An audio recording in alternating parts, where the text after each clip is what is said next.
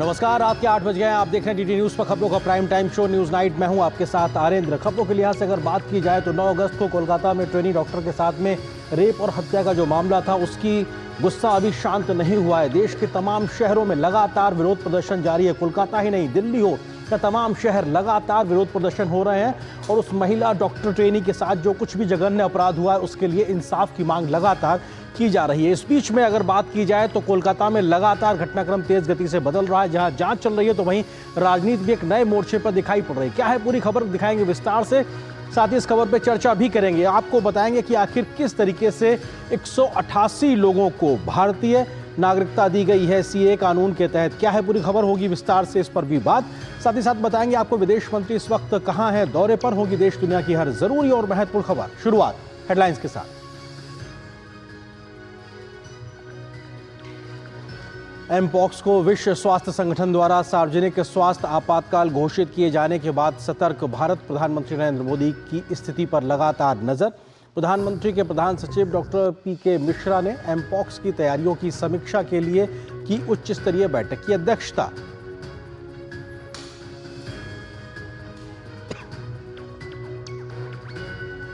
पाकिस्तान में धार्मिक उत्पीड़न के शिकार हुए 188 हिंदू शरणार्थियों को सीएए के तहत मिली भारतीय नागरिकता।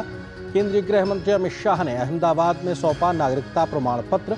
कहा, इंडी गठबंधन की तुष्टीकरण की राजनीति ने सीएए के तहत नागरिकता चाहने वालों के साथ नहीं किया न्याय।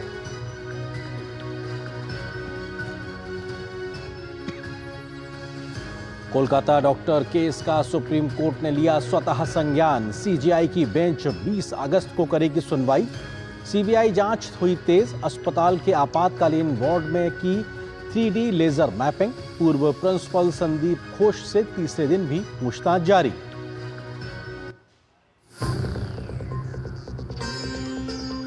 महिला डॉक्टर दुष्कर्म हत्या मामले को लेकर दिल्ली में डॉक्टरों ने बनाई ह्यूमन चेन। डूरंड कप का मैच रद्द किए जाने के बावजूद कोलकाता में भारी विरोध प्रदर्शन। 70 से ज्यादा पद्म अवार्डी डॉक्टरों ने पीएम को लिखा पत्र। मामले में सीएम की कार्यशैली पर सवाल उठाने वाले तृणमूल सांसद को पुलिस ने भेजा समन। पीड़िता के माता पिता ने भी ममता बनर्जी के रवैये पर उठाए सवाल।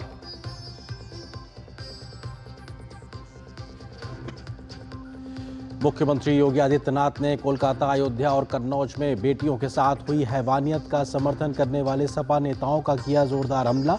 कहा, हर दुष्कर्मी और अपराधी को निर्दोष साबित करना समाजवादी पार्टी का लक्ष्य। ऐसे लोगों के चरित्र और संस्कारों को छुड़ाने के लिए कानून भी है और कानून का डंडा भी।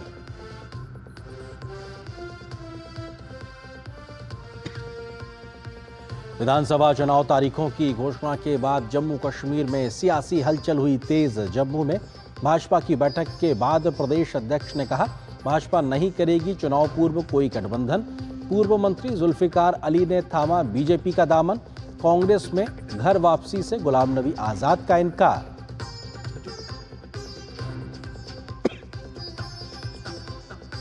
झारखंड में बढ़ी सियासी हलचल। पूर्व सीएम चंपई सोरेन ने एक्स वायु से हटाया जेएमएम। पैतृक गांव स्थित घर से भी हटाया पार्टी का झंडा। कहा, अपमान एवं तिरस्कार के बाद वैकल्पिक राह तलाशने के लिए मजबूर, लेकिन अभी सभी विकल्प खुले।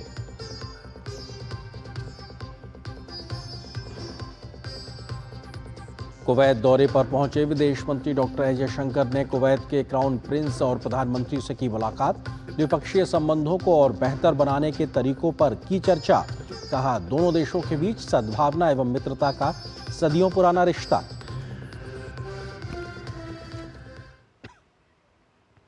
और सुर्खियां देख रहे थे आप, खबरों पर डालते हैं विस्तार से नजर। इस वक्त की बड़ी खबर से करते हैं शुरुआत। प्रधानमंत्री नरेंद्र मोदी विश्व स्वास्थ्य संगठन द्वारा एमपॉक्स को अंतर्राष्ट्रीय चिंता का सार्वजनिक स्वास्थ्य आपातकाल घोषित किए जाने के मद्देनजर इसकी स्थिति पर लगातार नजर रख रहे हैं। प्रधानमंत्री मोदी की सलाह के अनुसार प्रधानमंत्री के प्रधान सचिव डॉक्टर पीके मिश्रा ने देश में एमपॉक्स की तैयारियों की स्थिति और संबंधित सार्वजनिक स्वास्थ्य उपायों की समीक्षा के लिए एक उच्च स्तरीय बैठक की अध्यक्षता की है। डॉक्टर पीके मिश्रा ने निर्देश दिया है कि बीमारी की रोकथाम और उपचार के लिए प्रोटोकॉल का बड़े पैमाने पर प्रचार प्रसार किया जाना चाहिए।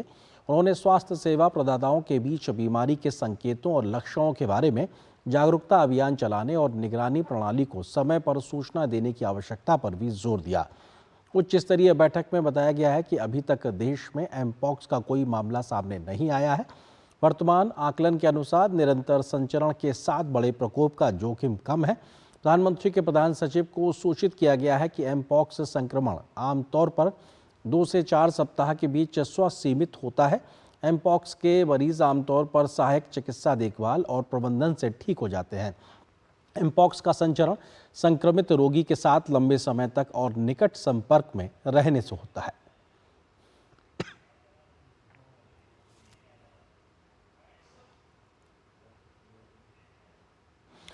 बढ़ते हैं अगली खबर की ओर। 9 अगस्त को कोलकाता में ट्रेनी डॉक्टर के रेप और हत्या के मामले में रोष बढ़ता जा रहा है।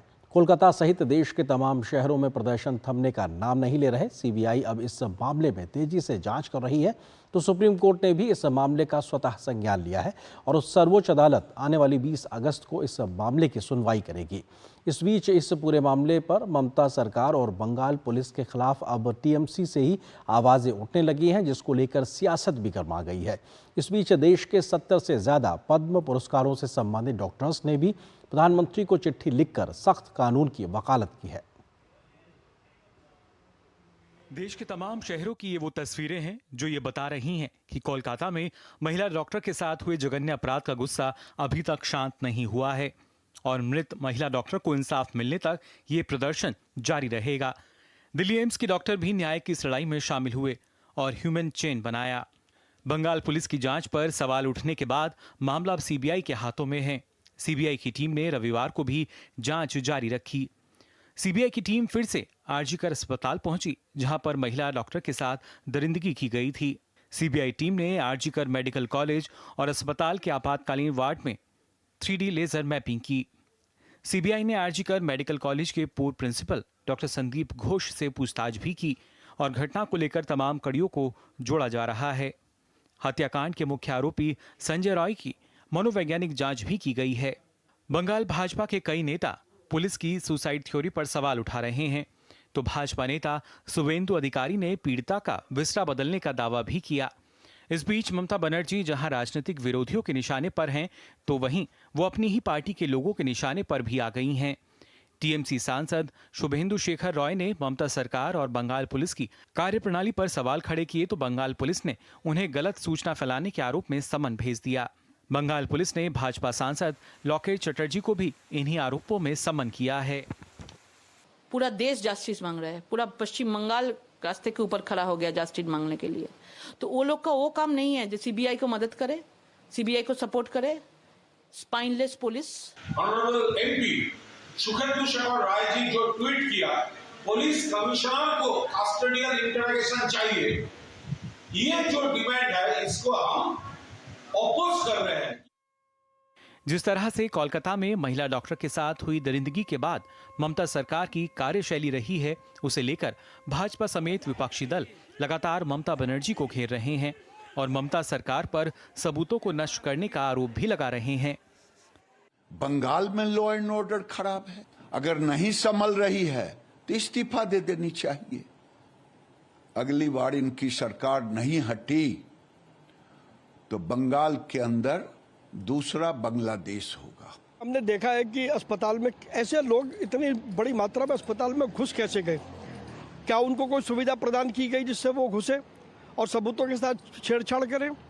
ये मामला भी सीबीआई को इसकी भी जांच करनी चाहिए। सबको पता है कि ये सीएम होते हुए जो प्रोटेस्ट पे उतरे, इसका मतलब उन्होंने हाथ खड़े कर दिए कि इस मामले में वो कुछ नहीं कर सकती हैं। देखिए, एक बात स्पष्ट हो चुकी है कि तृणमूल कांग्रेस की सरकार की प्राथमिकता बलात्कारी बचाव है, अपराधी बचाव है, सबूत मिटाओ, डॉक्टर डराओ, परंतु बेटी को न्याय मत दिलाओ। कोलकाता पुलिस, बंगाल पुलिस की प्राथमिकता क्या है? डॉक्टर को नोटिस दो, लोकेश चैटर्जी को बुलाओ, मतलब अपराधी मत पकड़ो, बाकी सबकी जुबान चुप करा दो। जहां भाजपा महिला अपराध के मामले पर इंडी गठबंधन के नेताओं पर दोहरे मापदंड अपनाने का आरोप लगा रही है, तो अन्य दलों ने भी ममता सरकार को घेरा है। Every day we wake up to stories of rape, to incidents of rape, and Mamata Banerjee doesn't do anything because the people who rape us, the people who murder us, are Mamata Banerjee's election machinery. We just want Mamata Banerjee to be interrogated and she should resign and our Abhaya should get justice. बहुत ही बर्बरता है ये, बहुत ही इसका घोर खंडन करते हैं। इसका पूरा का पूरा जांच हो और यहाँ पर न्याय मिलनी चाहिए। जहां राजनीतिक रूप से ममता सरकार सवालों के घेरे में है, तो वहीं कोलकाता पुलिस भी कमजोर नजर आ रही है। कोलकाता पुलिस ने आरजीकर अस्पताल के आसपास किसी भी प्रकार के प्रदर्शन, सभा, धरना, रैली पर रोक लगाते हुए भारतीय न्याय संहिता की धारा 163 लागू कर दी है, जो लोगों के एकत्रित होने को रोकती है। इतना ही नहीं, कोलकाता पुलिस ने ड्यूरेंट कप के एक मैच को कराने में भी अपनी असमर्थता जाहिर कर दी, जिसके बाद मैच रद्द करना पड़ा है।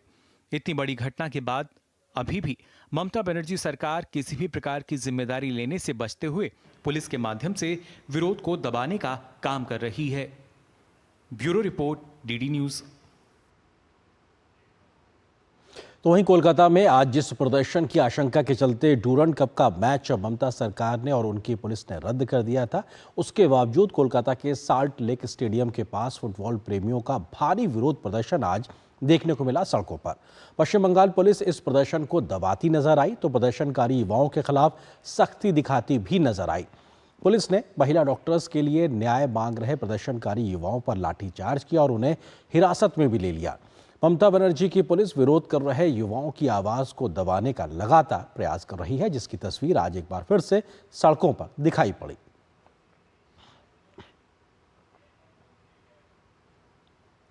तो वहीं कोलकाता में आरजीकर मेडिकल कॉलेज में महिला डॉक्टर के साथ हुए दुष्कर्म और बेरहमी से हत्या की घटना के बाद देश भर में प्रदर्शन जारी है। इसी क्रम में आज दिल्ली एम्स के डॉक्टर्स ने राजीव चौक मेट्रो स्टेशन के पास ह्यूमन चेन बनाकर लोगों को जागरूक करने का प्रयास किया।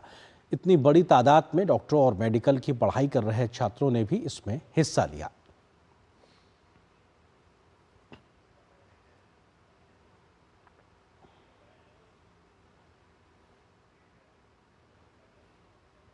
तो दिल्ली में हुए इस विरोध प्रदर्शन को कवर करने के लिए हमारे सहयोगी अमरेंद्र पहुंचे हुए थे, इस वक्त हमारे साथ जुड़े हुए हैं दिल्ली से ही। अमरेंद्र, क्या प्रमुख मांगों के साथ में ये तमाम प्रदर्शनकारी जो खास तौर से जो मेडिकल फ्रेटर्निटी से जुड़े हुए लोग थे, उनकी क्या मांगे थी, क्या वो कह रहे थे? आरेंद्र, जिस तरह से कोलकाता में महिला डॉक्टर के साथ रेप और हत्या हुई और उसके बाद डॉक्टरों में जिस तरह से गुस्सा था, वो लगातार सड़कों पे था। लगातार डॉक्टरों ने काम पे हड़ताल करके वो सड़कों पे आए, लेकिन इस दौरान एक अच्छी बात, मानवता की बात ये रही कि डॉक्टरों ने इमरजेंसी सेवा की और इस दौरान सरकार का भी खासा गंभीर संवाद इनके साथ हुआ और कई संवेदनशील मुद्दों को स्वास्थ्य मंत्रालय ने इनके साथ डिस्कस किया और उस मांगों को रखा। लेकिन आज जो इनका प्रदर्शन था वो दिल्ली के राजीव चौक मेट्रो स्टेशन के गेट नंबर 6 पर सभी डॉक्टर इकट्ठे होते हैं। 8 जो आरडीए हैं उनके जितने डॉक्टर हैं वो लोग इकट्ठे होते हैं। इसके अलावा इंडियन मेडिकल एसोसिएशन, इसके अलावा डीएमए, फोडा के सहित सभी जो इनके संस्थान हैं वो इकट्ठे होते हैं और एक मानव श्रृंखला, इनका कहना था कि हम मानव श्रृंखला बनाकर अपना संदेश जनता को देना चाहते हैं। शांतिपूर्ण तरीके से हम आह्वान करना चाहते हैं जनता को कि ये लड़ाई हम सबकी लड़ाई है, हमें न्याय के लिए लड़ाई लड़नी चाहिए। और इसकी वजह से इन्होंने अपना अभी लगभग 2.25 घंटे हो गए, 6 बजे ठीक ये लोग यहाँ पर एकत्रित हो गए थे हजारों की संख्या में। और उसके बाद चूंकि बहुत बड़ी संख्या में पुलिस ने यहाँ पर व्यवस्था रखी थी, तो जो सामने देखा होगा आपने पार्क है, पार्क के चारों तरफ इन डॉक्टरों की एक बड़ी श्रृंखला में मानव श्रृंखला अपनी मांगों के साथ जाती है। हाथ में इनके पोस्टर्स और मोमबत्ती होते हैं, कैंडल्स होते हैं और ये अपनी बात रखते हैं कि हमें न्याय चाहिए और न्याय के लिए हम लड़ाई कर रहे हैं। और इसमें जनता का साथ उनको बेहद ही जरूरी है, क्योंकि उनका कहना है कि हमने सरकार से बात कर ली है और सरकार ने हमारी बातें सुनी। और इनको जो है सबसे पहले इसमें जो 3 प्रमुख मांगे थी जो ये लगातार अभी भी कह रहे थे।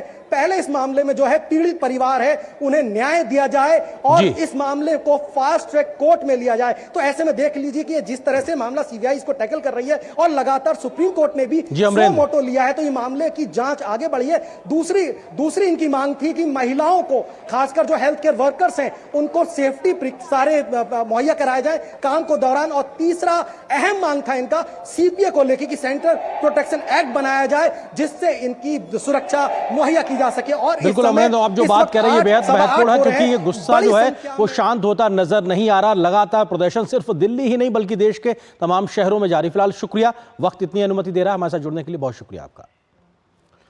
तो वहीं कोलकाता की जिस महिला ट्रेनी डॉक्टर की रेप के बाद हत्या कर दी गई, जघन्य हत्या कर दी गई, उसका परिवार पूरे मामले में अभी तक सदमे में बना हुआ है। मृत डॉक्टर की मां ने कहा है कि उसे घटना के बाद पूरे मामले की सही से जानकारी नहीं दी गई और शुरुआत में कहा गया कि बेटी ने आत्महत्या की है। बाद में भी पुलिस ने सही तरीके से जांच नहीं की और ममता सरकार भी अभी तक गुनहगारों को नहीं पकड़ पाई है। ममता बनर्जी ने कहा था कि अपराधी को जल्द से जल्द गिरफ्तार किया जाएगा, लेकिन अभी तक कुछ नहीं हुआ है। एक व्यक्ति को गिरफ्तार किया गया है। मुझे यकीन है कि इस घटना में और भी कई लोग शामिल हैं।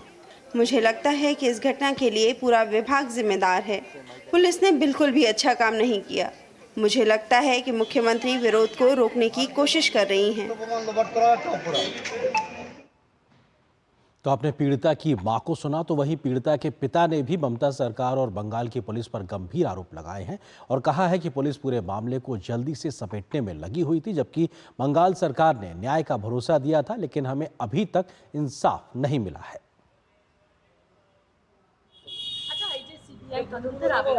जो जांच चल रही है उसका कोई नतीजा नहीं निकला है। हमें उम्मीद है कि हमें नतीजा मिलेगा। विभाग या कॉलेज से किसी ने भी हमारा सहयोग नहीं किया। पूरा विभाग इसमें शामिल है। शमशान घाट पर 3 शव थे, लेकिन हमारी बेटी का शव पहले जला दिया। सीएम न्याय दिलाने की बात कर रही है, लेकिन फिर न्याय मांगने वाले आम लोगों को जेल में डालने की कोशिश की जा रही है। हम सीएम से संतुष्ट नहीं हैं। हमने कोई भी मुआवजा लेने से इनकार कर दिया है। केंद्रीय मंत्री और भाजपा के राष्ट्रीय अध्यक्ष जेपी नड्डा ने सोशल मीडिया प्लेटफॉर्म एक्स पर टीएमसी पर हमला बोला है। उन्होंने लिखा कि टीएमसी के तहत पश्चिम बंगाल महिला विरोधी, युवा विरोधी और लोकतंत्र विरोधी है। मुख्यमंत्री एक ऐसे प्रशासन की अध्यक्षता कर रही हैं जो बेखौफ होकर लूटपाट कर रहा है। उनके नेतृत्व में राज्य की जनता विफल हो गई है। लोहे की पकड़ स्पष्ट रूप से जंग खा गई है और भयानक रूप से जंग खा गई है।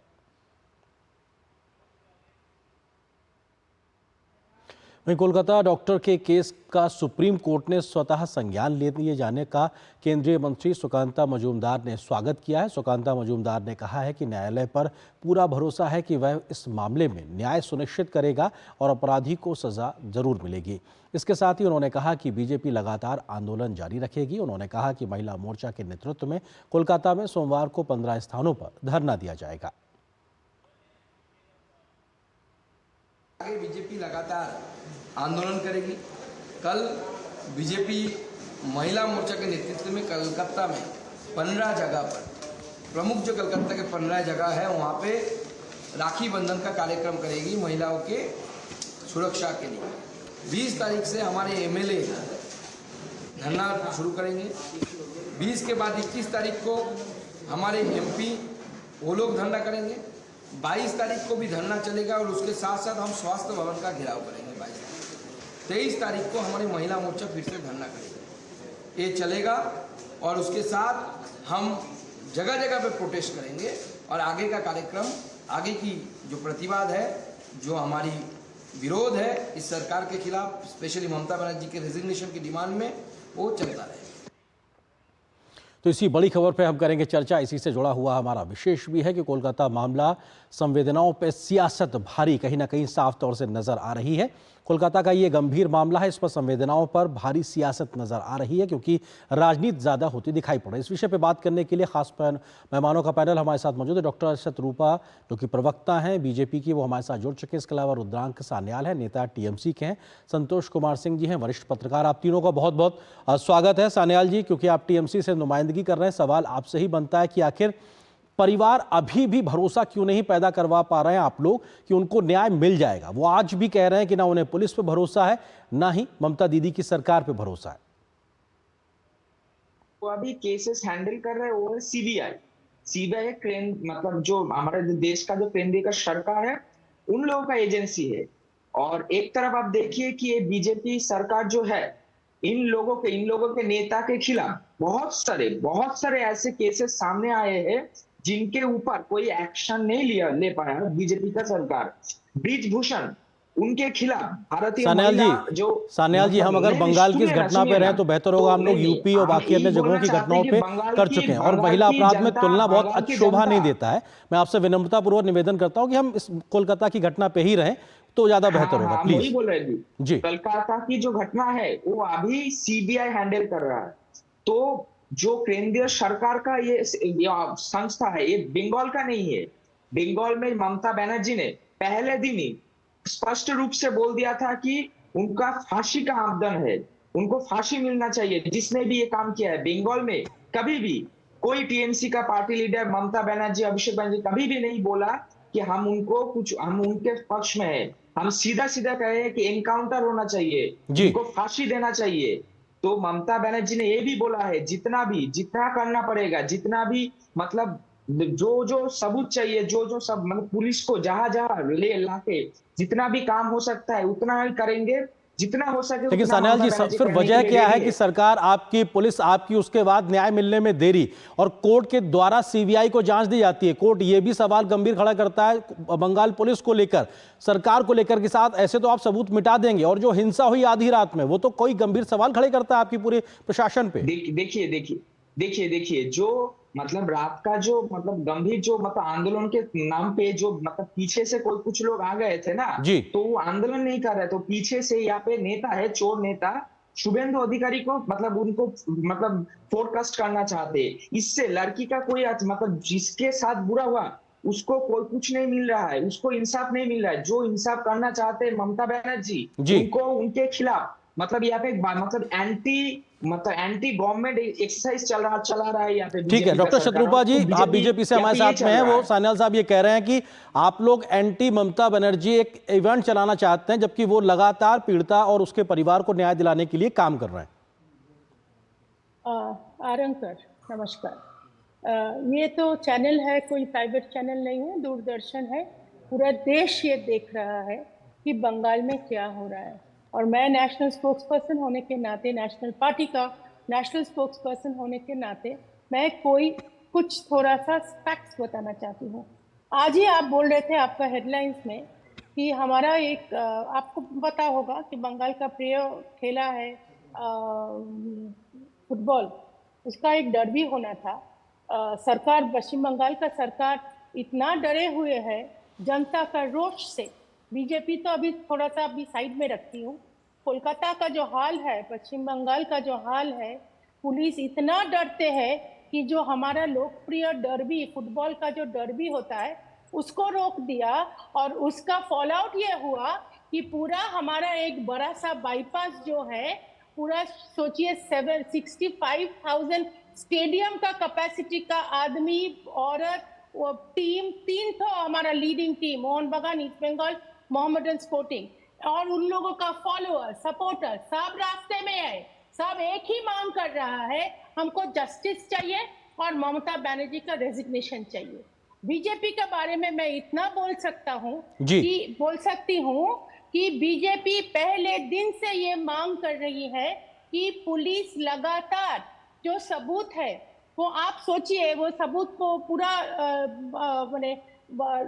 पूरा इरेज करना चाहते हैं और आप जो क्राइम सीन है उसको सिक्योर नहीं किया गया। आप मूवी में देखते होंगे, मैं शर्लॉक होम्स नहीं हूँ, मैं कुछ बहुत बड़ी डिटेक्टिव नहीं हूँ, लेकिन मैं कॉमन सेंस से इतना बता सकती हूँ कि जहाँ पे क्राइम होता है उसको आइसोलेट किया जाता है, वो नहीं किया गया।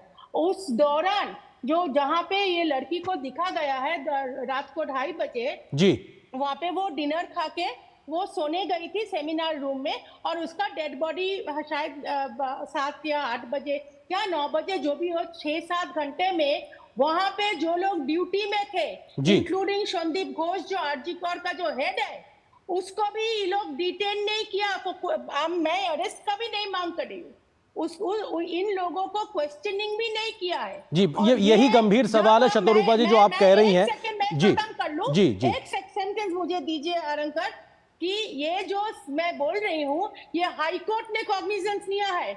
पुलिस 4 दिन से क्या किया है, संदीप घोष को ममता बनर्जी क्या छुपाना चाहता है जी। कि एक कॉलेज से निकाल के ट्रांसफर करके तुरंत 4 घंटे में और दूसरा एक बड़ा सा नेशनल कॉलेज में डाल दिया, वो भी बिल्कुल। ये मेहरबानी क्यों, इसको लेकर भी सवाल उठ रहे हैं। मैं आता हूं आपके पास में जी। सवाल उठाया बिल्कुल, हाई कोर्ट ने उठाया और स्वतः संज्ञान सुप्रीम कोर्ट ने भी लिया। संतोष जी हमारे साथ में एक सीनियर जर्नलिस्ट के तरीके से हमारे साथ मौजूद हैं। संतोष जी, विश्वास बहाली या एक ट्रस्ट डेफिसिट क्यों दिखाई पड़ रहा है बंगाल में लोगों का व्यवस्था से, कि आखिर जो जघन्य अपराध हुआ है उसमें न्याय नहीं मिलता दिखाई पड़ रहा है, इसीलिए सिर्फ बंगाल ही नहीं बल्कि देश भर में लोग सड़कों पर उतरे हुए हैं। ये स्थिति आखिर है क्यों संतोष जी?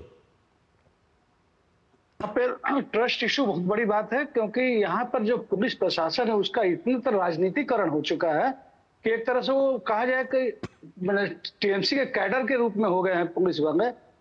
वो अपनी जो ड्यूटी करनी है वो नहीं कर पा रहे हैं राजनीतिक दबाव में। उनको है कि किसको छोड़ के करना है और विरोधी है उस पर कैसे उसको फंसा के रखना है, उसको कैसे उस पर शिकंजा दबा के रखना है, कस के रखना है, इस पर ज्यादा जोर है। पुलिस प्रशासन का जो अपना काम है उससे उसको दूर रखा गया है, उनको एक राजनीतिक कैडर के रूप में किया गया। और ये राज्य की जनता अच्छे से समझती है, या वो सत्ता के साथ हो या जो सत्ता के विरोधी हो, जो भी समर्थक है। ट्रस्ट डिफिसिट की बात जो आ रही है, देखिए जैसे कि संदीप घोष जो वहां के प्रिंसिपल है, उन्होंने जिस दिन रिजाइन किया उसी दिन उनको एक दूसरे वहीं पे कोलकाता में दूसरे मेडिकल कॉलेज का प्रिंसिपल बना दिया गया। इससे क्या साबित होता है कि एक बंदा जो इस्तीफा दे रहा है और इतने दबाव में है, उस पर इतने तरह के आरोप आ रहे हैं, उसका कितना प्रभाव है प्रशासन पर कि उसको उसी दिन दूसरे जगह भेजा जा रहा है। वहां के छात्रों के विरोध के कारण वहां पे उनकी ज्वाइनिंग नहीं हो पाई, मंत्री भी गए, वहां के विधायक भी गए, मगर छात्रों ने वहां से भगा दिया उनको, एक तरह से घुसना ही नहीं दिया, बात गो बैक का नारा देके कर दिया। एक के बाद एक ट्रस्ट इशू आ रहे हैं। देखिए जो हमको समझ में आ रहा है, जो स्थिति है, मैंने जो विरोध प्रदर्शन है ये बढ़ते ही जा रहा है और बढ़ेगा ही, क्योंकि ये जो दो कट्टर है, एक मोहन बागान और एक ईस्ट बंगाल, दो कट्टर एक दूसरे के घूर विरोधी हैं, मगर ये दोनों का समर्थक आज एक साथ आके, हाँ, विधाननगर कमिश्नरेट ने डर्बी को कैंसिल किया क्योंकि उनके पास एक इनपुट आया था कि वहां पर प्रदर्शन और हंगामा होगा। हमारे पास कहीं से उनके पास एक तो अपना नेटवर्क है जी। हाँ, नेटवर्क उस दिन आरजीकर में हंगामे का भी उनके पास इनपुट था, मगर प्रशासन के एक अंश ने उनको मना कर दिया। बहुत महत्वपूर्ण बात आपने संतोष जी कही है कि आज उस प्रदर्शन को कुचलने के लिए लाठीचार्ज दिखाई पड़ा, लेकिन उस दिन की हिंसा में पुलिस क्या रोल अदा कर सकती थी वो उसने नहीं करती दिखाई पड़ी। रुद्रांग जी, सवाल यही है कि पुलिस ने अपनी शुरुआती तफ्तीश में या जो उसकी इंक्वायरी थी उसमें बेसिक चीजों को भी पूरा नहीं किया। ममता बनर्जी सरकार पर सवाल इसलिए उठ रहे हैं क्योंकि जो प्रिंसिपल ने इस्तीफा दिया गया उसके बाद 4 घंटे में उनको दूसरी जगह नियुक्ति मिल गई, तो ये मेहरबानी और पुलिस की जो शुरुआती कार्यप्रणाली है उसको लेकर भी सीधे गंभीर सवाल उठ ही रहे हैं। इसीलिए ममता बनर्जी के ऊपर ट्रस्ट डेफिसिट की एक बात आ रही है, जनता जो राज्य की है वही एक बात कह रही है। हाँ, आपने अभी जो बोला, दीदी बीजेपी का जो दीदी है वो कुछ देर पहले कॉमन सेंस की बात ही कर रहा था कि पुलिस का जो काम है कि कॉमन सेंस से पता चल रहा है कि हम पूछना चाहते हैं कि बीजेपी के दीदी से जब ब्रिजभूषण का बात आएगा, जब मणिपुर का बात आएगा, जब कोई भी बीजेपी का राज्य से जब कोई लड़की के ऊपर अत्याचार होगा, तब बीजेपी वालों का मुंह एकदम बंद हो जाता है। रुद्रांग जी, मतलब आप किसी दूसरी घटना से आप कोलकाता में हुई घटना को जस्टिफाई करना चाहते हैं, क्या आपका ये लॉजिक है? रुद्रांग जी, क्या आपका ये लॉजिक है कि अगर किसी दूसरे राज्य में घटना हुई तो कलकत्ता में घटना हुई, इसको आप जस्टिफाई बता रहे हैं? आपका लॉजिक ये है? नहीं जी, तो फिर आप उस घटना को क्यों कह रहे हैं? कर रहे थे ना, नहीं कॉमन सेंस, अगर आप कॉमन सेंस से देखें ना तो बीजेपी वालों का तो चेहरा ही मतलब खुल गया है अभी।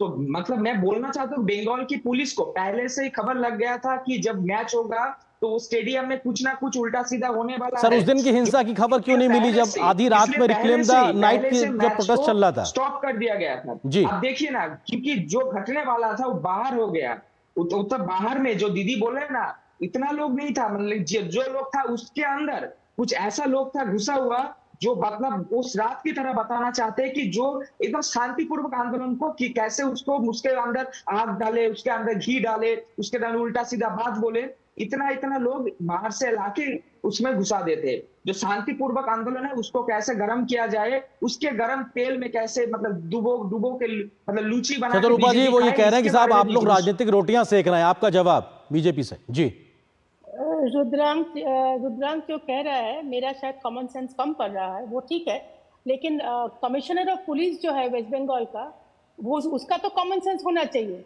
वो खुद मीडिया के सामने 2 बार, एक बार तो पूरा ब्रेकडाउन हो गया और फिर दूसरे बार मीडिया को बुला के ये बोल रहा है हाथ उठा के कि भैया हमारे पास उतना रिसोर्सेज नहीं है कि हम किसी का जानकारी ले सके।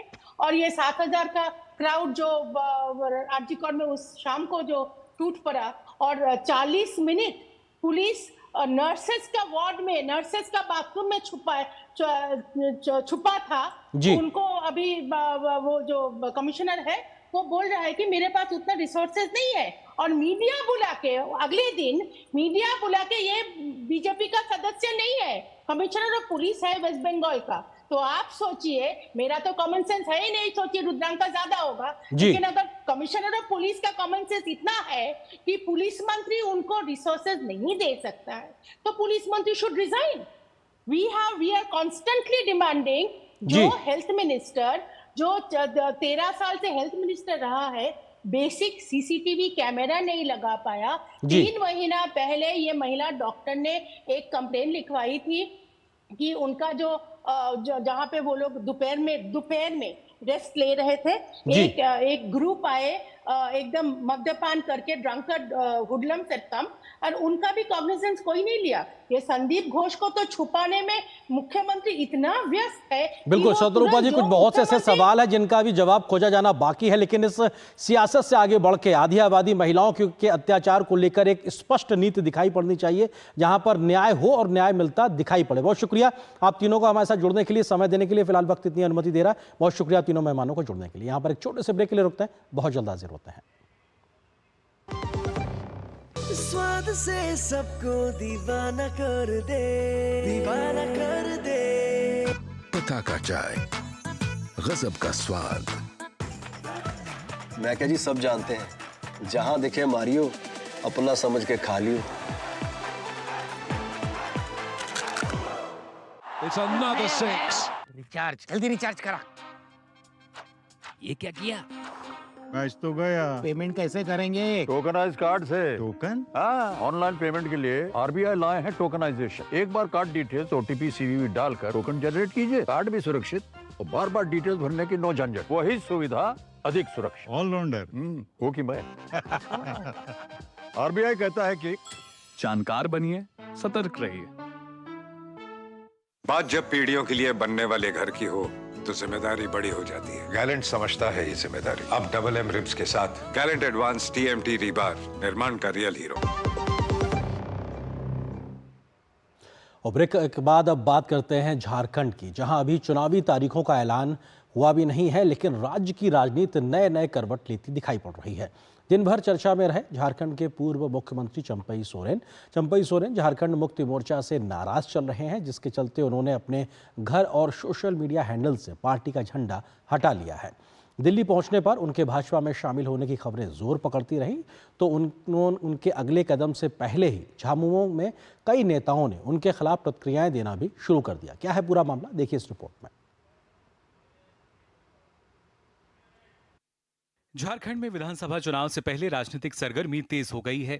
ऐसी अटकलें लगाई जा रही हैं कि झामुमो के वरिष्ठ नेता और पूर्व मुख्यमंत्री चंपई सोरेन भाजपा का दामन थाम सकते हैं। इस बीच झामुमो के वरिष्ठ नेता और पूर्व मुख्यमंत्री चंपई सोरेन दिल्ली पहुंचे। इसके बाद तो कयासों का बाजार गर्म हो गया। झामुमो नेता दशरथ गागराई, चमरालिंडा, रामदास सोरेन, लोबिन हेम्ब्रम और समीर मोहंती के मोबाइल भी स्विच ऑफ आ रहे हैं, जिससे इस कयास को बल मिलता दिख रहा है। इस बीच चंपई सोरेन के पैतृक गांव से झामुमो के झंडे हटा लिए गए हैं। यहां तक कि खुद चंपई सोरेन ने अपने एक्स हैंडल के बायो से भी झारखंड मुक्ति मोर्चा का नाम हटा दिया है। अब उनके एक्स प्रोफाइल पर केवल पूर्व मुख्यमंत्री झारखंड लिखा हुआ है। वैसे झामुमो नेता चंपई सोरेन ने कहा कि वो निजी दौरे पर दिल्ली आए हैं। अपना निजी काम के लिए हम आए हैं, हमारा बच्ची रहता है उससे देखने के लिए आए हैं। वहीं झारखंड के कांग्रेस प्रदेश अध्यक्ष ने चंपई सोरेन के बीजेपी में जाने की अटकलों को केवल अफवाह बताया। उधर भाजपा नेता प्रफुल्ल शाहदेव ने झारखंड मुक्ति मोर्चा पर चंपई सोरेन को बेइज्जत करने का आरोप लगाया।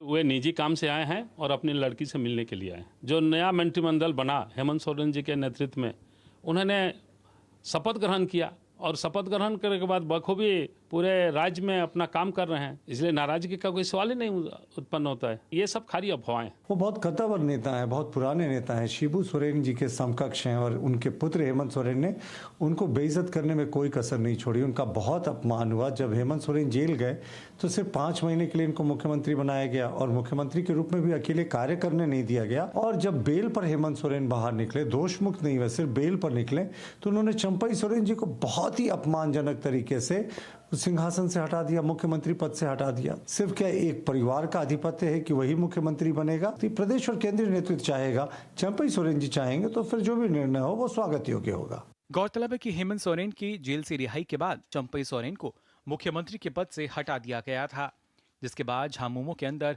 सत्ता संघर्ष खुलकर सामने आ गया था।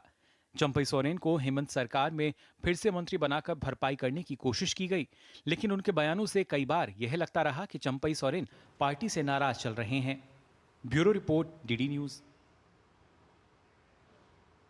वहीं इस बीच झारखंड मुक्ति मोर्चा के वरिष्ठ नेता चंपई सोरेन ने सोशल मीडिया साइट एक्स पर एक पोस्ट साझा किया है। उसमें उन्होंने लिखा कि इंडिया गठबंधन ने उन्हें झारखंड के बार में मुख्यमंत्री के तौर पर राज्य की सेवा करने के लिए चुना। उन्होंने इसके बाद विधायक दल की बैठक समेत कई घटनाक्रमों का जिक्र करते हुए लिखा है कि उन्होंने इस बात को पूछा भी है कि क्या लोकतंत्र में इससे अपमानजनक कुछ हो सकता है कि एक मुख्यमंत्री के कार्यक्रमों को कोई और अन्य व्यक्ति रद्द करवा दे। पिछले 4 दशकों में अपने बेदाग राजनीतिक सफर में मैं पहली बार भीतर से टूट गया हूँ। समझ नहीं आ रहा था कि क्या करूँ। बैठक के दौरान मुझसे इस्तीफा मांगा गया और मैं आश्चर्यचकित था, लेकिन मुझे सत्ता का मोह नहीं था, इसलिए मैंने तुरंत इस्तीफा दे दिया। आज से मेरे जीवन का नया अध्याय शुरू होने जा रहा है। इसमें मेरे पास 3 विकल्प थे। पहला, राजनीति से संन्यास लेना, दूसरा, अपना अलग संगठन खड़ा करना और तीसरा, इस राह में अगर कोई साथी मिले तो उसके साथ आगे का सफर तय करना। उस दिन से लेकर आज तक तथा आगामी झारखंड विधानसभा चुनाव तक इस सफर में मेरे लिए सभी विकल्प खुले हुए हैं। और यहां पर एक और छोटे से ब्रेक के लिए रुकते हैं।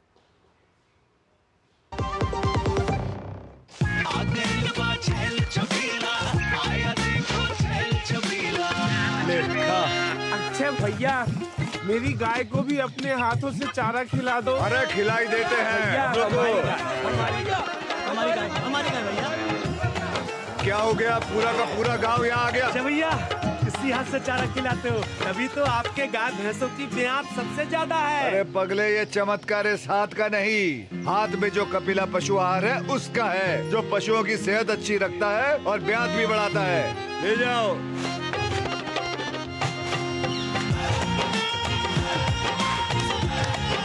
कपिला, देश का नंबर 1 पशु आहार।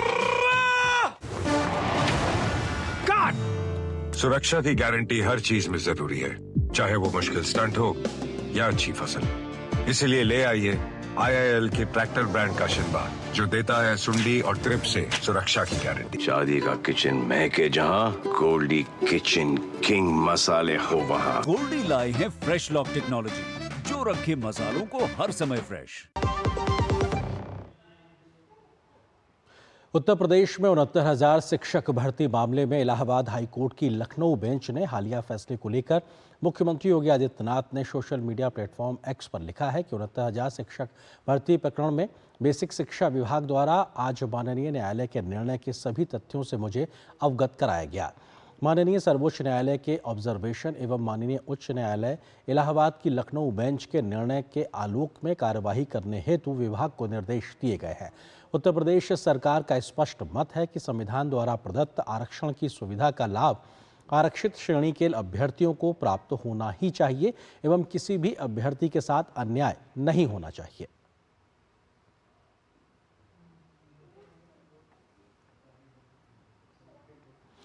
उत्तर प्रदेश के मुख्यमंत्री योगी आदित्यनाथ ने अयोध्या के कुमारगंज में आयोजित जनपद स्तरीय बृहद रोजगार मेला और युवा सम्मेलन में बड़ी संख्या में युवाओं को नियुक्ति पत्र और छात्र छात्राओं को टैबलेट वितरित किए।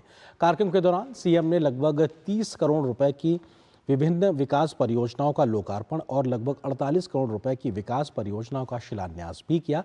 मुख्यमंत्री योगी आदित्यनाथ ने कहा कि उत्तर प्रदेश की डबल इंजन सरकार युवाओं की आकांक्षाओं की उड़ान को पंख देने का काम कर रही है। हमारा युवा तकनीकी दृष्टि से सक्षम बनकर के अपनी प्रतिभा और अपनी ऊर्जा का लाभ राष्ट्र निर्माण के प्रवर्तमान अभियान के साथ जुड़ करके कर सके, इसके लिए उस युवा को रोजगार मिले, उसको नौकरी मिले, उसका हम कौशल विकास कर सके, तकनीकी दृष्टि से सक्षम बना सके। इसके लिए सरकार के स्तर पर, डबल इंजन सरकार के स्तर पर निरंतर प्रयास हो रहे हैं। तो साथ साथ युवा की क्या भूमिका हो सकती है, युवा की क्या आकांक्षाएं हैं, इन आकांक्षाओं को उड़ान देने के लिए पंख चाहिए और उस पंख देने के लिए रोजगार और टैबलेट वितरण के इस कार्यक्रम के साथ जोड़ने के लिए मैं और मेरे मंत्रीगण, मेरे सहयोगी मंत्रीगण आज आपके बीच में यहां पर उपस्थित हुए हैं। वहीं इस मौके पर अपने संबोधन में सीएम योगी ने विपक्ष पर निशाना साधते हुए कहा कि जिन्हें अयोध्या का विकास अच्छा नहीं लगता, वो सोशल मीडिया पर दुष्प्रचार कर अयोध्या की जनता को ही कटघरे में खड़ा कर रहे हैं। ऐसे लोगों और उनके आकाओं का शिकंजा कसेगा। सीएम योगी ने कोलकाता, अयोध्या और कन्नौज में बेटियों के साथ हुई हैवानियत का समर्थन करने वाले समाजवादी पार्टी के नेताओं पर जोरदार हमला किया। उन्होंने कहा कि हर दुष्कर्मी और अपराधी को निर्दोष साबित करना समाजवादी पार्टी का लक्ष्य है। मुख्यमंत्री योगी आदित्यनाथ ने कहा कि उत्तर प्रदेश में यदि किसी ने युवाओं के जीवन के साथ खिलवाड़ किया तो उस व्यक्ति की पूरी प्रॉपर्टी को जब्त करके गरीबों के लिए आवास बनाने का काम करेंगे। उन्होंने कहा कि ऐसे लोगों के चरित्र और संस्कारों को छुड़ाने के लिए कानून भी है और कानून का डंडा भी। ये वही लोग हैं जो कहते थे दुष्कर्मियों के लिए कि लड़के हैं गलती कर देते हैं। जैसे लगता है पार्टी का चरित्र ही ऐसा हो गया इनके, और इसीलिए दुष्कर्मियों का बड़ी बेशर्मी के साथ लोग समर्थन कर रहे हैं। लेकिन बहनों और भाइयों, आज भी उनकी आदत छूटी नहीं, लेकिन आदत सुधारने के लिए कानून भी है, कानून का डंडा भी है, और कानून का डंडे का इस्तेमाल करके ऐसे दुष्कर्मियों के साथ सख्ती से निपटने का काम तो होगा ही। और यहाँ पर एक और छोटे से ब्रेक के लिए रुकते हैं। बात जब पीढ़ियों के लिए बनने वाले घर की हो तो जिम्मेदारी बड़ी हो जाती है। गैलेंट समझता है ये जिम्मेदारी। अब डबल एम रिब्स के साथ गैलेंट एडवांस टीएमटी रीबार, निर्माण का रियल हीरो। पापा ये सब? हाँ, जो चीजें सालों से बेवजह पड़ी हो उन्हें हटा देना चाहिए। ये भी दादाजी की पुरानी पासबुक और एफडी। अरे ये कैसे रह गया? पैसे गए? नहीं, उपाय है। बैंक खाते को संचालित करते रहना चाहिए, वरना खाता इनऑपरेटिव हो जाता है। ऐसे में बैंक से संपर्क करें, खाता सक्रिय करवाएं और आपकी रकम जो है उसे ब्याज समेत क्लेम करें। दादू ये आरबीआई कहता है जानकार बनिए, सतर्क रहिए। सही कह रहा है। सुरक्षा की गारंटी हर चीज में जरूरी है, चाहे वो मुश्किल स्टंट हो या अच्छी फसल। इसीलिए ले आइए IIL के ट्रैक्टर ब्रांड का शिनबार, जो देता है सुंडी और ट्रिप से सुरक्षा की गारंटी। शादी का किचन महके जहाँ, गोल्डी किचन किंग मसाले हो वहाँ। गोल्डी लाए हैं फ्रेश लॉक टेक्नोलॉजी, जो रखे मसालों को हर समय फ्रेश। केंद्रीय गृह मंत्री अमित शाह ने CAA के तहत 188 लोगों को आज भारतीय नागरिकता प्रदान की। अहमदाबाद में हुए कार्यक्रम में अमित शाह ने कहा कि CAA किसी की नागरिकता लेने का नहीं बल्कि नागरिकता देने का कानून है। इस मौके पर गृह मंत्री ने कहा कि पड़ोसी देशों में प्रताड़ित अल्पसंख्यकों के साथ पूर्व में भारत में भी न्याय नहीं हुआ है। पीएम मोदी ने मानवीय आधार पर इन अल्पसंख्यकों के साथ हुई प्रताड़ना के बाद CAA कानून बनाने का फैसला किया। अमित शाह ने गुजरात को कई अन्य विकास सौगातों आज सौंपी हैं। धार्मिक प्रताड़ना के कारण पड़ोसी देशों से भारत आए शरणार्थियों को मोदी सरकार नागरिकता संशोधन अधिनियम के तहत नागरिकता दे रही है, ताकि वे सम्मान के साथ अपना जीवन यापन कर पाएं। इसी कड़ी में केंद्रीय गृह मंत्री अमित शाह ने अहमदाबाद में एक कार्यक्रम में CAA के तहत 188 शरणार्थियों को भारतीय नागरिकता प्रमाण पत्र वितरित किए।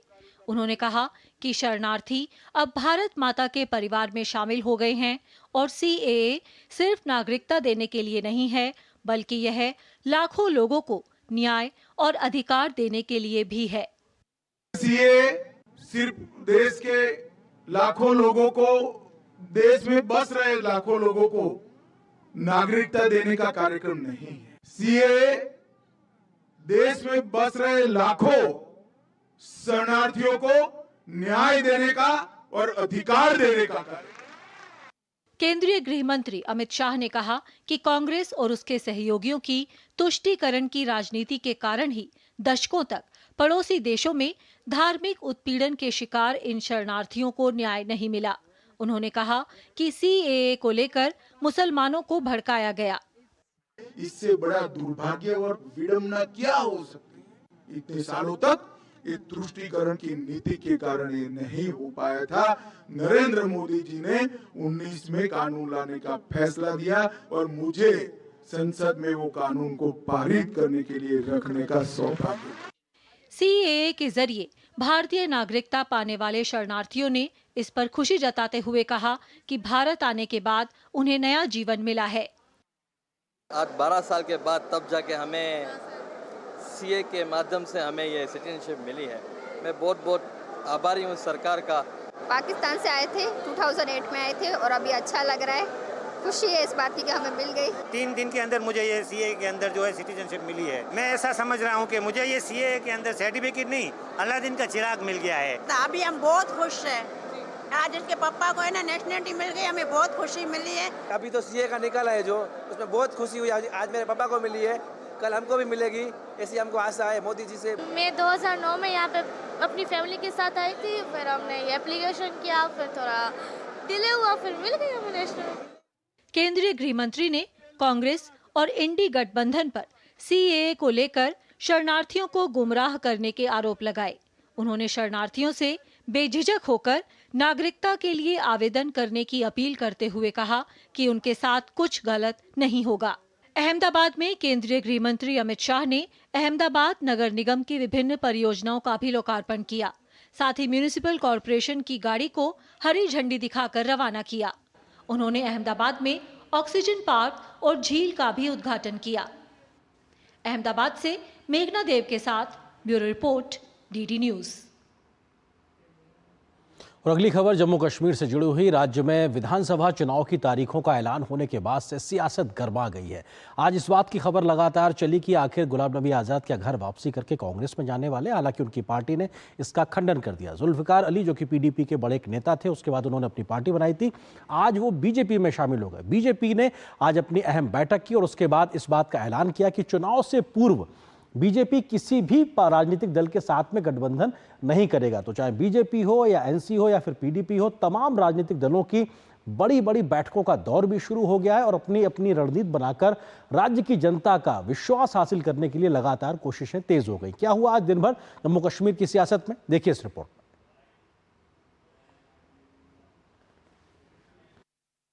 विधानसभा चुनाव की तारीखों के ऐलान के बाद जम्मू कश्मीर में सियासी हलचल तेज हो गई है।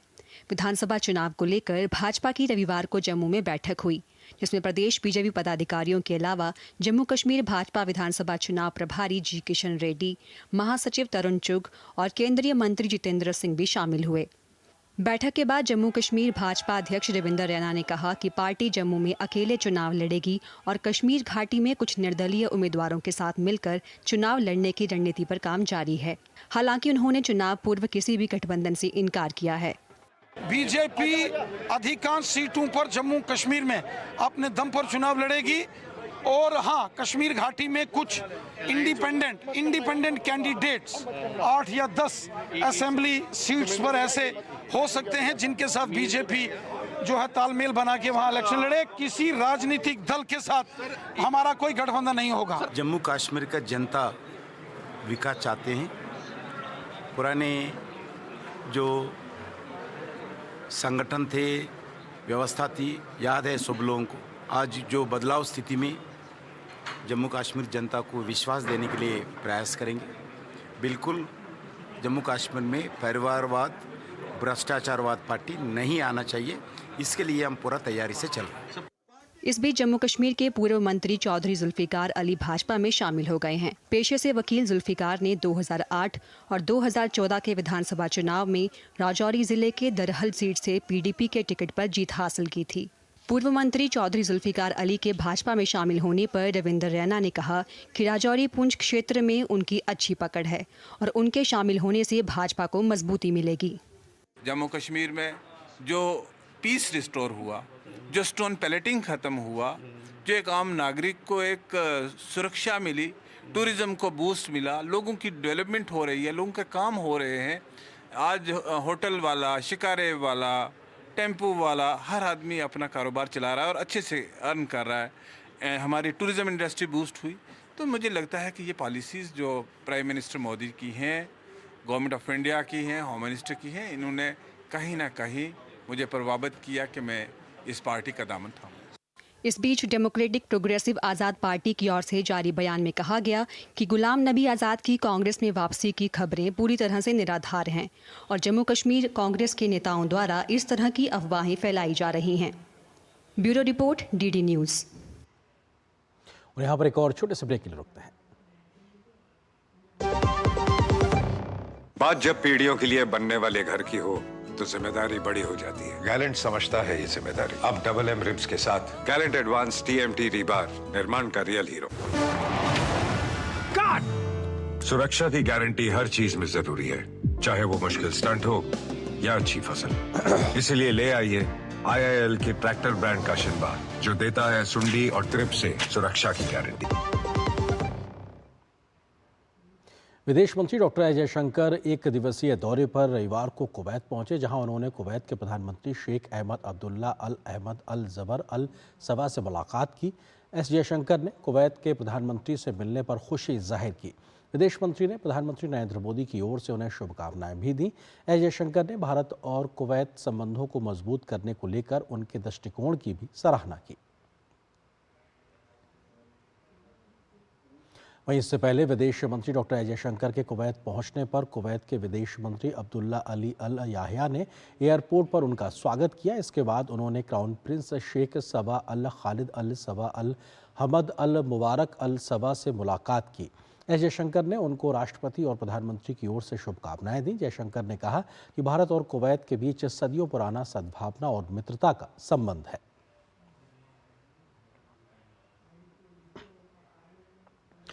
रक्षा मंत्री राजनाथ सिंह आज चेन्नई पहुंचे, जहां उन्हें गार्ड ऑफ ऑनर दिया गया। राजनाथ सिंह ने चेन्नई में भारतीय तटरक्षक बल के अत्याधुनिक समुद्री बचाव समन्वय केंद्र और समुद्री प्रदूषण प्रतिक्रिया केंद्र का उद्घाटन किया।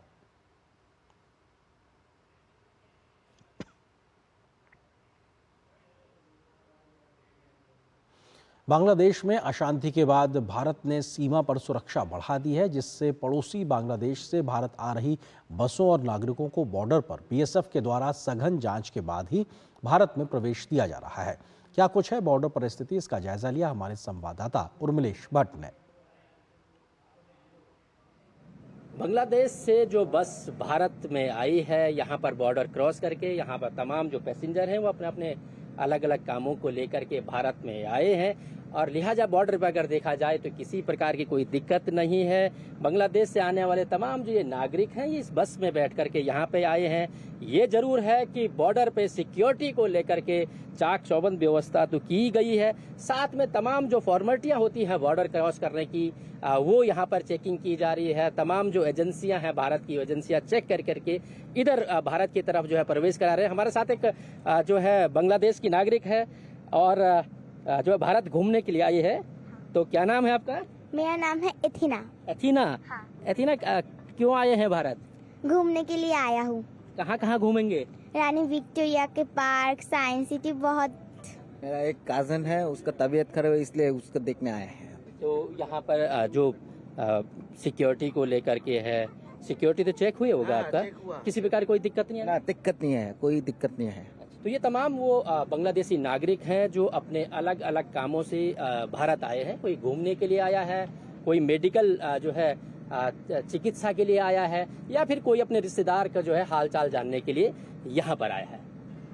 कैमरामैन ललित के साथ मैं उर्मिलेश भट्ट, 24 परगना, वेस्ट बंगाल। और न्यूज़ नाइट के अंत में आपको छोड़ जाते हैं कुछ और राष्ट्रीय महत्व की खबरों के साथ। फटाफट अंदाज में आप देखिए इन खबरों को। मुझे दीजिए अनुमति। नमस्कार। राजस्थान के जयपुर में दधीची देहदान समिति द्वारा देहदान करने वाले परिवारों के सम्मान में आयोजित कार्यक्रम में उपराष्ट्रपति जगदीप धनखड़ शामिल हुए। इस दौरान उपराष्ट्रपति ने अंगदान समाज की आवश्यकता बताते हुए ज्यादा से ज्यादा लोगों को इस मुहिम से जोड़ने की अपील की। राजनाथ सिंह ने रविवार को चेन्नई में भारतीय तटरक्षक बल के अत्याधुनिक समुद्री बचाव समन्वय केंद्र और समुद्री प्रदूषण प्रतिक्रिया केंद्र का उद्घाटन किया। इस दौरान राजनाथ सिंह को भारतीय तटरक्षक दल की ओर से गार्ड ऑफ ऑनर भी दिया गया। दिल्ली भाजपा अध्यक्ष वीरेंद्र सचदेवा ने मानसून के दौरान दिल्ली में जगह जगह जलभराव और 13 से ज्यादा लोगों की मौत के लिए आम आदमी पार्टी को जिम्मेदार ठहराया है। उन्होंने कहा कि दिल्ली की आप सरकार काम न करते हुए दूसरे पर आरोप लगाने का काम करती है। आप सरकार को आरोप लगाने के बजाय काम पर ध्यान देना चाहिए। हरियाणा के मुख्यमंत्री नायब सिंह सैनी ने पशुपालकों को बड़ी सौगात देते हुए मुख्यमंत्री दुग्ध उत्पादक प्रोत्साहन योजना के तहत 35,000 दूध उत्पादकों को अप्रैल, मई और जून 2024 के लिए 15 करोड़ 59 लाख रुपए की सब्सिडी जारी की है। मुख्यमंत्री ने कहा कि इस घोषणा के बाद पशुपालन से जुड़े लोगों को बड़ी राहत मिलेगी। छत्तीसगढ़ के केंद्रीय सामाजिक न्याय व अधिकारिता मंत्री वीरेंद्र कुमार ने दिव्य कला मेला का शुभारंभ किया। 22 अगस्त 2024 तक चलने वाले इस मेले से दिव्यांग जनों को आर्थिक सशक्तिकरण मिलेगा। नौसेना प्रमुख एडमिरल दिनेश त्रिपाठी ने महाराष्ट्र के लोनावाला में नौसेना बेस INS शिवाजी का दौरा किया और स्टेशन की विभिन्न प्रशिक्षण गतिविधियों और सुविधाओं का निरीक्षण किया। अपने दौरे के दौरान नौसेना प्रमुख ने प्रशिक्षण पाठ्यक्रम और बुनियादी ढांचे में नवीनतम तकनीक और कार्यप्रणाली को शामिल करने की भी सराहना की। दिल्ली बीजेपी अध्यक्ष वीरेंद्र सचदेवा ने दिल्ली के नेहरू कैंप सेवा बस्ती में रहने वाले अनुसूचित जाति और मुस्लिम महिलाओं से उनका हालचाल जाना और उनसे राखी बंधवाई।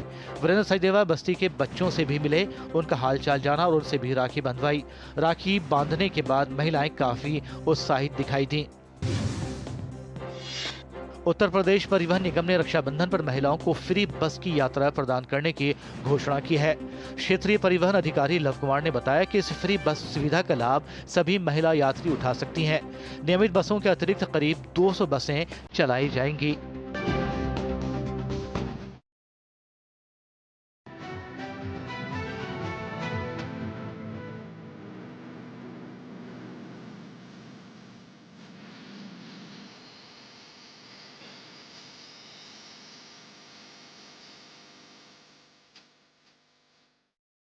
न्यूज नाइट के प्रायोजक थे गैलेंट एडवांस रबर, निर्माण का रियल हीरो।